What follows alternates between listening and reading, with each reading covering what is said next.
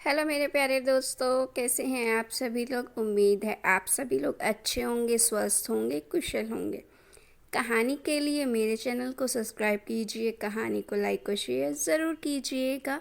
और कहानी कैसी लगी प्लीज़ कमेंट बॉक्स में ज़रूर बताइएगा।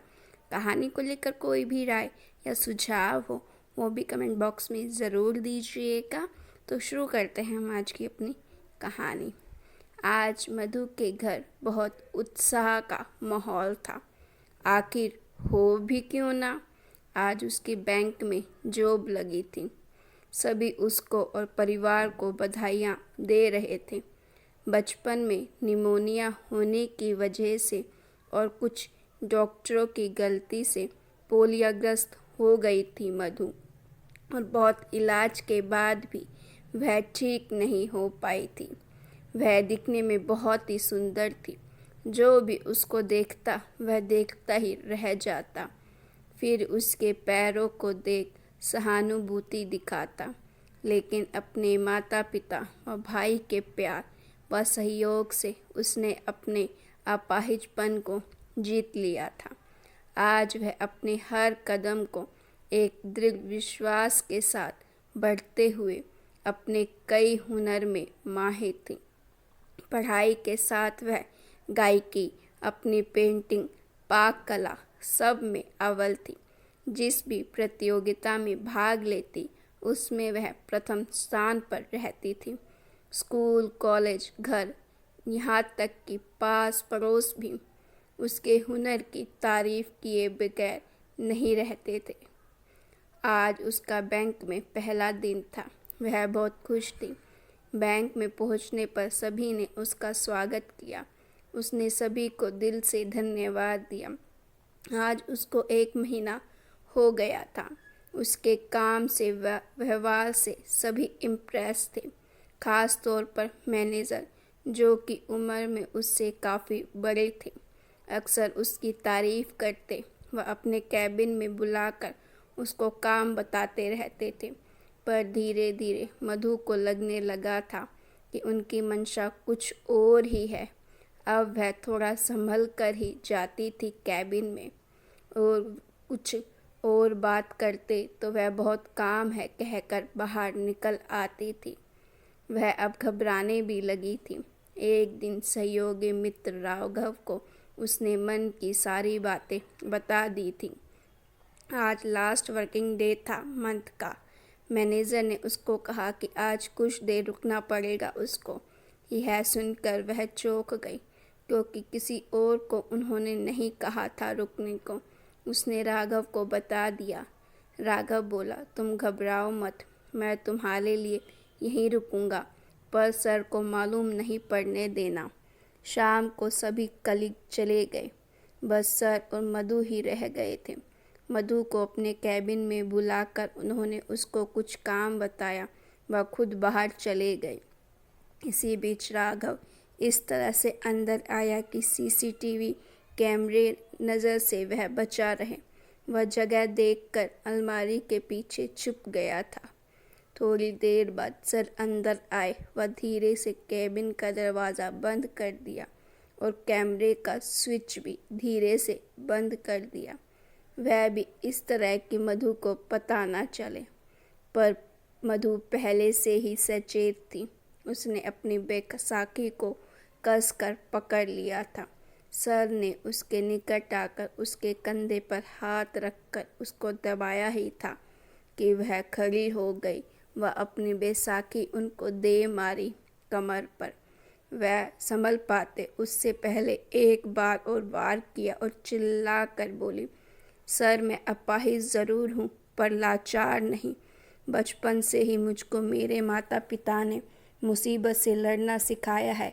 आपने मुझे अपाहिज व कमज़ोर मानकर बहुत बड़ी गलती की है। इसी बीच राघव, जो छुपकर मोबाइल पर वीडियो बना चुका था, वह भी निकल आया। उसने ताली बजाकर मधु को दात दी।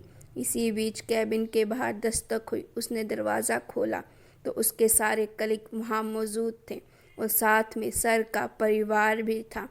सभी उनको हिकारत भरी नज़रों से देख रहे थे।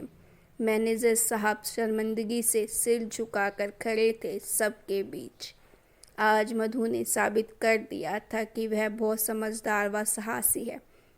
उसके ऑफिस के सभी साथियों ने उसकी ताली बजाकर दिल खोल कर तारीफ की और बताया कि राघव ने सुबह ही सबको अपना प्लान बताकर बुलवाया था, जिससे कि मैनेजर साहब की करतूतों का सबको पता चल सके, और उनके परिवार को भी पार्टी के बहाने फ़ोन कर बुला लिया था कि उनकी आंखें भी खुल जाए।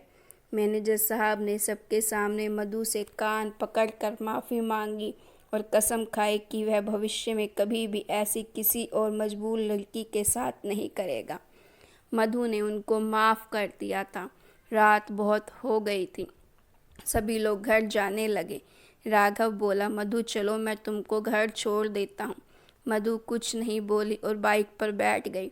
घर पहुंचकर राघव को बोली, धन्यवाद राघव, आज तुम्हारे साथ के कारण मैं इतनी हिम्मत कर पाई। आओ कॉफ़ी पी कर जाना, मैं अपने मम्मी पापा व भाई से भी तुमको मिलवा देती हूँ। नहीं मधु, आज नहीं, फिर कभी। कल छुट्टी है, मुझको कुछ ज़रूरी काम भी है, कहकर वह बाय बोलकर चला गया। अंदर पहुंची तो उसकी मम्मी बोली, बेटा आज बहुत देर हो गई, क्या बहुत काम था?